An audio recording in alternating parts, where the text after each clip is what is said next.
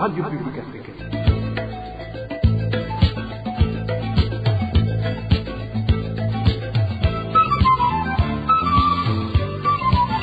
Radio Publique Africaine.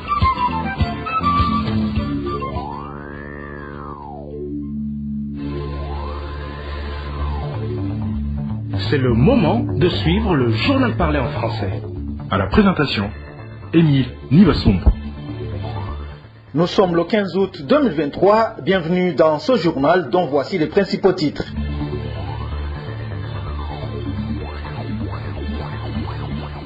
16 millions de francs burundais, c'est l'argent qui devrait construire les salles de classe à l'école fondamentale de Kamessa. Les parents des élèves ne savent pas où se trouve cet argent. Vous aurez les détails tout à l'heure. La chute des résultats scolaires et les troubles du cerveau parmi les conséquences que peuvent subir les consommateurs des boissons extrêmement alcoolisées. Les explications d'un médecin à suivre aussi au cours de cette édition. Et le bras de fer se poursuit entre deux groupes du parti CNL malgré la suspension de ces activités par le gouvernement. Les dissidents viennent de nommer un président intérimaire du parti. Vous allez suivre les porte-paroles des deux partis à la fin du journal. Le développement des titres, c'est tout de suite.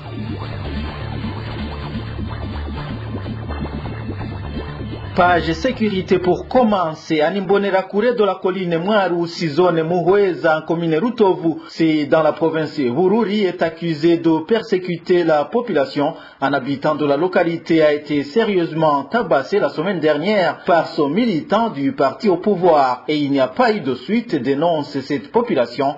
Le point avec Emmanuel Nyungeko. Cette imbonerakure qui fait la pluie et le bon temps sur la colline Mwarusi, en zone Muhweza, dans la commune Rutovu, en province de Bururi, presque comme enseignant vacataire au lycée communal de Mwarusi. Ce témoin indique que la semaine dernière, un citoyen a failli mourir après avoir été sérieusement tabassé par son militant du parti au pouvoir. Nous, les natifs de la colline Mwarusi, sommes fatigués par une imbonerakure qui se prend pour un intouchable et qui se croit supérieur aux autres. Jeudi de la semaine dernière, le 10 août, il s'est rué sur un certain Proté Habzarimana qui était à son domicile et l'a frappé à mort. Le lendemain, la victime a été admise au centre de santé de Muhweza et elle est sous perfusion. Jusqu'à l'heure actuelle, il ne lui a jamais rendu visite pour faire le constat de son état. Il est là sans toutefois s'inquiéter. Selon ses habitants de la colline de Mwarusi, l'imbonerakure Ndagijimana, dans son caractère, essaie de créer des scènes de provocation pour pouvoir persécuter les gens. En 2021, ce membre du parti CNDD-FDD avait été arrêté, accusé d'avoir engrossé une jeune fille qu'il enseignait dans la classe de 7e année. Détenu d'abord au cachot de la commune de Rutovu, puis transféré à Bururi, il a été vite libéré. Les habitants indiquent que le nommé Gérard Ndagijimana agit sur le protectorat de certains responsables administratifs. Il sollicite cependant l'intervention des autorités administratives au plus haut niveau pour que cette imbonerakure se ressaisisse. L'imbonerakure Gérard est le bras droit du chef de la colline, Radan Butoyi, et sont tous militants du parti au pouvoir, le CNDD-FDD. Nous voyons que même les autorités au niveau de la province de Bururi seraient complices sur l'attitude de cette imbonerakure. Nous demandons au ministre de l'Intérieur, à la justice et même au président de la République de prendre cette question en main pour que cette imbonerakure soit arrêtée et jugée. À ce propos, la rédaction de la RPA n'a pas pu joindre Radan Butoyi, chef de la colline de Mwarusi, encore moins Joseph Ndaikeza, administrateur de la commune de Rutovu, pour recueillir leurs réactions. Cap sur Makamba, à présent, certains habitants de cette province du sud du pays réclament la cessation de fermeture de petits marchés installés au niveau des quartiers. Selon eux, cette fermeture de petits marchés a été ordonnée par la gouverneure qui a avancé notamment des raisons de sécurité. Éloge Divin Remesha nous en dit plus. Sur ordre de la gouverneure de Makamba, de petits stands de petits marchés installés au niveau des quartiers où étaient étalées de petites marchandises dont des vivres sont en train d'être fermés, indiquent des sources de la RPA. Cette fermeture est faite sur terrain par des administratifs et la police. Préserver la sécurité et faire payer les taxes aux commerçants ont été avancés comme motif derrière leur fermeture. Mais certains habitants trouvent plutôt que la dite fermeture durcit davantage la vie. Témoignage d'un habitant de la commune d'Onyanzalak. Le petit marché ou stand qui étalait des marchandises composés en grande partie de vivres au niveau des quartiers ont été tous fermés. Ces stands restaient ouverts pendant les heures de la soirée, tandis que le marché central ferme à 18 heures. Les habitants se lamentent énormément parce que ces stands étaient d'une importance capitale. On nous a dit qu'ils ont été fermés dans le cadre de préserver la sécurité. Mais compte tenu de leur importance, il nous est difficile de le comprendre de cette façon. Pour ces habitants, cette mesure devait être revue par les autorités afin que ces marchés soient rouverts. Cet habitant est de la commune Nyanzalak.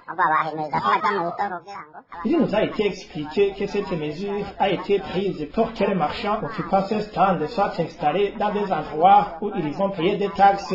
De notre côté, nous souhaitons que cette mesure soit revue et que l'administration pense comment procéder pour faire payer des taxes à ces commerçants là où ils se trouvaient avant. C'est parce que les amener au niveau du marché central va rendre difficile la vie de nombreux habitants vu que ce marché ferme très tôt. À ce propos, la rédaction de la RPA a tenté de joindre par téléphone Françoise Ngodziladzana, gouverneur d'Omakamba, pour recueillir sa réaction sur les sollicitations de ces sujets, mais le téléphone sonnait sans que personne ne décroche. Je vous le disais en titre, plus de 16 millions de francs burundais collectés par les parents des élèves de l'école fondamentale de Kamesa en zone Moussaga se seraient volatilisés. L'argent était consacré à la construction des salles de classe. Les parents demandent des comptes. Dani Claire et la trouve. Nous demandons que cet argent soit remis pour qu'il soit utilisé dans des affaires d'intérêt public dont il était destiné. Cela permettra de continuer les activités de construction d'une fondation qu'ils avaient entamée. Selon des parents ayant des élèves à l'école fondamentale de Kamesa qui demandent que les 11 500 francs burundais qu'ils ont contribués pour chaque élève dans le but de construire les salles de classe soient utilisés comme prévu. Selon ses parents, chaque classe compte à peu près 80 élèves et ils sont tous autour de 1440 élèves. D'après lui, cette somme est colossale. En plus, c'est l'UNICEF qui a par après construit ces salles de classe. En quoi donc l'argent collecté a été utilisé? Se demande l'un des parents de l'Ecofo Kamesa.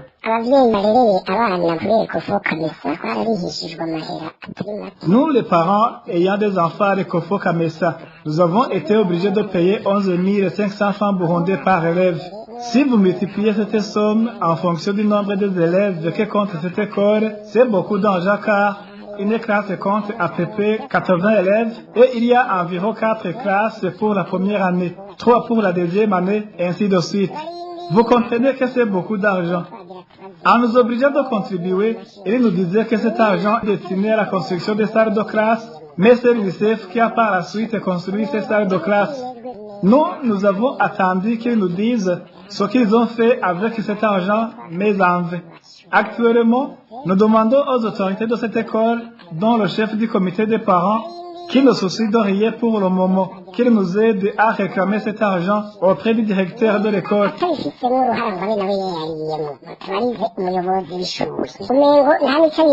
Ses parents demandent aux autorités concernées d'entamer des enquêtes pour qu'on sache ce que le directeur de l'Ecofo Kamesa a fait avec cet argent. Les mêmes parents précisent qu'à part une petite fondation qu'ils ont essayé de construire, il n'y a rien d'autre.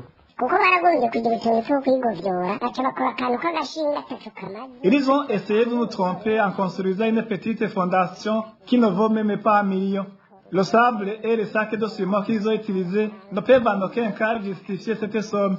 C'est juste pour camoufler afin de bien faire disparaître notre argent.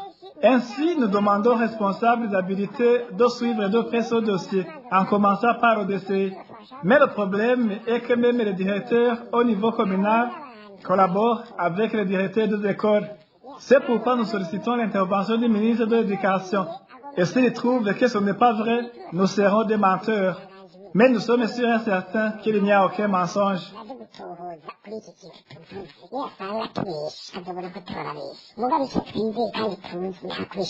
Les parents de l'école fondamentale de Kamessa font également savoir que le directeur de la dite école est aussi pointé du doigt dans les affaires de corruption. À ce propos, la rédaction de la RPA n'a pas encore pu joindre le directeur de l'Ecofo Kamessa pour s'exprimer. La montée des prix des matériels scolaires préoccupe les habitants de la ville de Muyinga à quelques semaines de la rentrée scolaire. Ces habitants de Muyinga demandent au gouvernement de suivre de près cette montée des prix. Eric Nyonzima nous en dit plus. Parmi les matériels dont les prix ont grimpé, il y a les cahiers. L'année dernière, un cahier de 100 feuilles s'achetait à 2200, mais pour le moment, le prix de ce même cahier a augmenté de 300 francs. C'est la même chose pour un cahier de 60 feuilles. Il s'achète 1500 francs, alors qu'il coûtait 1200 l'année dernière. Un des habitants de Muyinga témoigne. Un cahier de 100 feuilles s'achète à 2500 francs. L'année passée, il s'achetait à 2200 francs, c'est-à-dire qu'on a acheté 300 francs par cahier. Un cahier de 60 feuilles s'achète à 1500 francs, alors que dernièrement, il s'achetait à 1200 francs. Vous entendez qu'on a acheté aussi 300 francs par cahier. Si on essaie de faire des calculs, on trouve qu'un enfant qui va en 6e année coûtera 3000 francs de plus à son parent comparativement à celui de l'année dernière. D'autres matériels didactiques, tels les matériels de décès, ont aussi monté de prix. Notre source estime qu'un seul enfant pourrait utiliser près de 50 000 francs uniquement pour le matériel scolaire.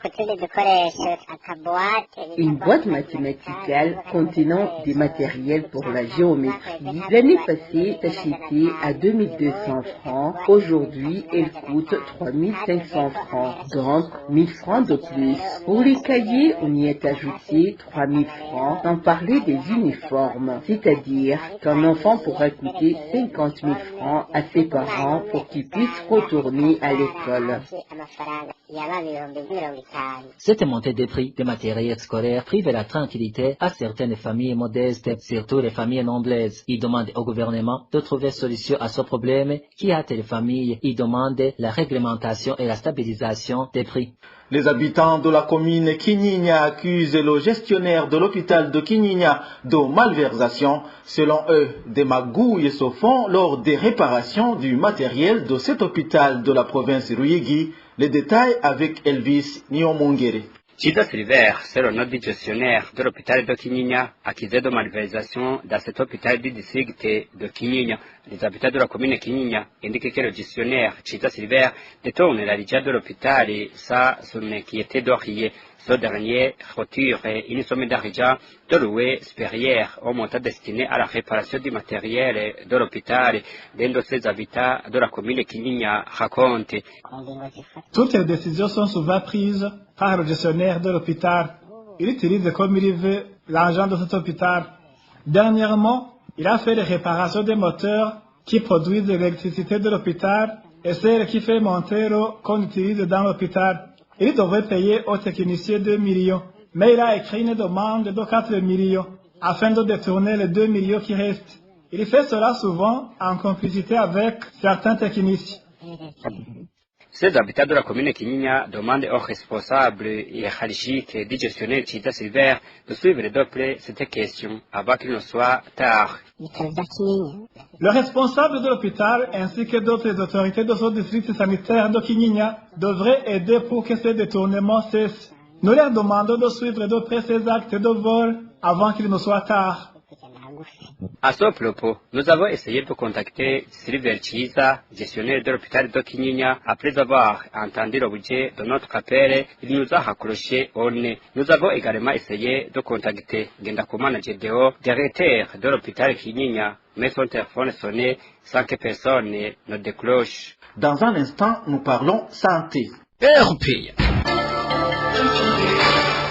La chute libre des résultats scolaires, troubles permanents du cerveau, risque élevé d'arrêter la croissance des os. Les conséquences sont néfastes chez les jeunes qui s'adonnent à la consommation des boissons extrêmement alcoolisées pendant longtemps. Propos de Dr Jean-Claude Hakizimana. Il le dit pendant qu'il s'observe ces derniers jours la consommation des boissons très alcoolisées chez les jeunes encore sur le banc de l'école, boissons produites en province Ngozi et Kayanza. Ce professionnel de la santé affirme également que la consommation de beaucoup d'alcool peut entraîner certaines maladies comme le cancer. La consommation de boissons alcoolisées chez les jeunes a de nombreuses conséquences.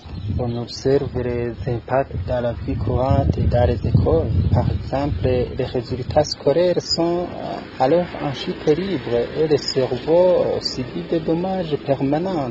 D'autre part, comme les organes sont plus vulnérables, les risques de troubles hépatiques et gastriques sont aussi plus élevés. L'alcool peut également dérégler l'équilibre hormonal, ce qui freine la croissance des os.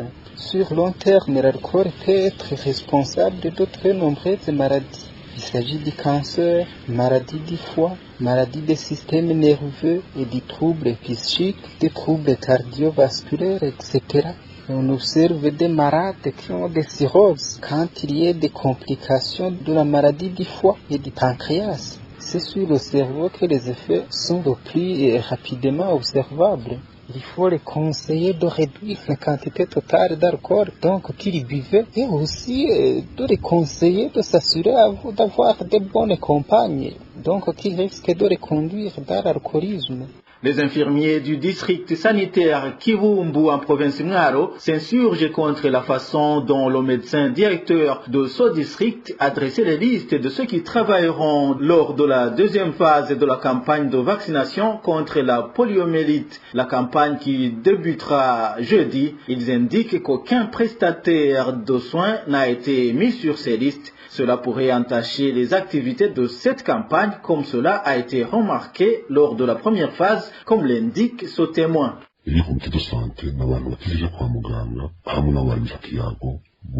Ce comité de santé est composé par des personnes qui ne sont pas formées dans le domaine médical ainsi que des agents communautaires de santé. Certains d'entre eux n'ont aucun niveau d'études. Les gens qui l'ont mis dans ce comité sont des partis au pouvoir. Les citoyens nous demandent pourquoi les enfants sont vaccinés par des personnes qui ne sont du domaine médical au moment où nous restons dans les centres de santé. Au cours du premier passage, on a mis sur la liste un travailleur de la localité Kirambi qui ne savait pas que les flacons utilisés doivent être ramenés au programme national de vaccination. Il a vu un sac contenant des flacons alors qu'il en avait besoin pour sa récolte de haricots. Il a pris ces flacons et les a brûlés dans un incinérateur du centre de santé appelé Kirambi et ce travailleur qui avait ce sac a été incarcéré au cachot. Dans cette équipe, on peut y mettre des agents communautaires, mais ils doivent être accompagnés par un prestataire du domaine de santé qui doit faire un enregistrement et vérifier que ces gouttes de polio sont bien données. Actuellement, le deuxième passage ne ressemble pas au premier passage. Dans le deuxième passage, on a ajouté la supplémentation en vitamine A aux enfants de 6 jusqu'à 59 mois. Il y aura aussi le déparasitage à l'albendazole. Ces personnes qui ne sont pas du domaine médical pourraient donner par exemple tout un comprimé à un enfant alors que normalement il devait en prendre la moitié. Nous voulons demander au médecin directeur du district sanitaire de Kivumbu, Emile Nzoisaba, de travailler comme son collègue du district sanitaire de Fota.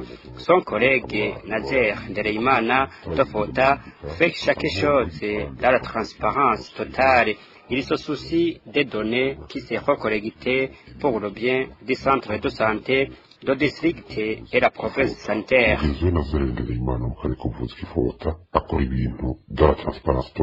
agira ati amadone nayo ivuriro amadone nayo akarere k'ubuvuzi Ces infirmiers demandent aux responsables de la province sanitaire de Ngaro de revoir ce qui a été fait par son médecin directeur du district de Kibumbu. La rédaction de la RPA a pu joindre le médecin directeur du district de Kibumbu, Emile Nzoïsava, mais il n'a pas voulu s'exprimer sur le sujet. La rédaction a également tenté de joindre Ezekiel Nzouonsava, médecin provincial, mais sans succès. La campagne de vaccination contre la poliomyélite, 10e passage, sera couplée à la supplémentation de la vitamine A et le déparasitage à l'albendazole. Elle sera organisée du 17 au 22 août cette année. Parlons politique pour clore cette édition. Malgré la suspension des activités du CNL depuis le mois de juin, le bras de fer entre deux groupes au sein de ce parti se poursuit. Le groupe des dissidents vient de nommer Marie-Immaculée Nachoakimvuna comme président intérimaire du Congrès national pour la liberté.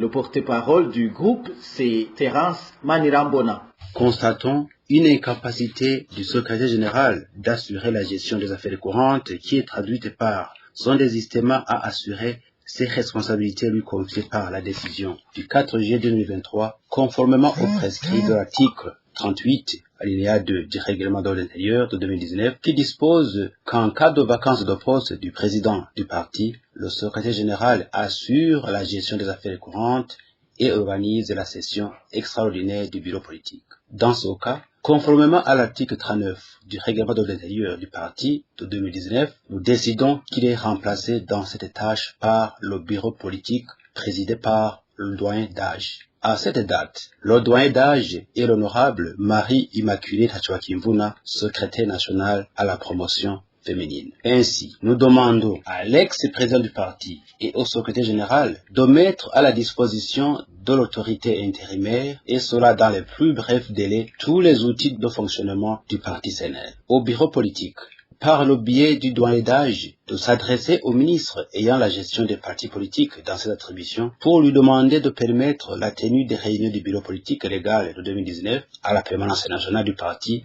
De son côté, Simon Bizimungu du groupe qui soutient Agathon Rwasa estime que ces dissidents sont fatigués et qu'ils doivent abandonner la politique. Je me dis que ces gens-là, ils se trompent et ils se sont trompés depuis le départ. Quand ils ont dit qu'ils ont suspendu le président du parti et disant qu'il met en place le secrétaire général pour assurer l'intérim. Ils n'ont pas ces prérogatives, ni de suspendre le président du parti, ni de donner l'intérim au secrétaire général. Le secrétaire général, il a été mis en place par le Congrès et c'est le Congrès qui va le suspendre et non pas ce groupe de 10 individus qui se dit du bureau politique alors qu'ils sont déjà suspendus dans son bureau politique. Déjà qu'ils se comportent de la sorte, je me dis qu'ils se sont montrés comme des rebelles au parti. Et là, nous n'avons aucune crainte que nous allons perdre le parti. Parce que le parti CNL, c'est pas un parti du bureau politique de 10 individus ou 100 individus. Le parti CNL, c'est un parti des membres Inyahamugayo. Nous demandons à ces gens-là, probablement qu'ils sont fatigués par la politique, qu'ils se mettent quelque part et qu'ils laissent la politique. Parce que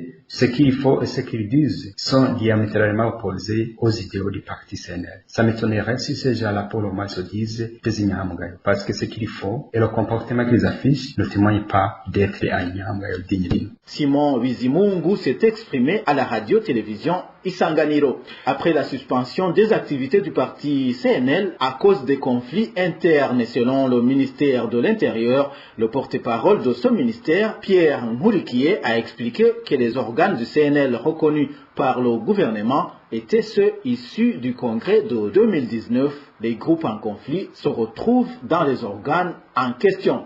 Et voilà, c'est par ici que nous mettons un point final au journal du 15 août 2023. Merci à vous tous qui nous avez suivis. À la présentation, c'était Emile Niwasumba. Au revoir.